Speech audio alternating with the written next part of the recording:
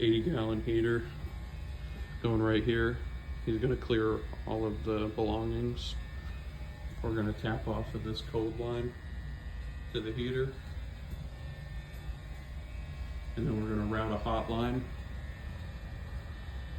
Attic access is right there.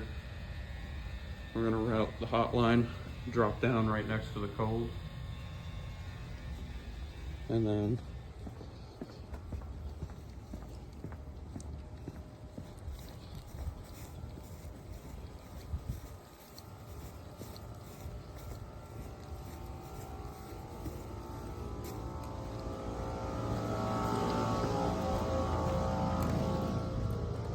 we're rerouting from this hot line over here.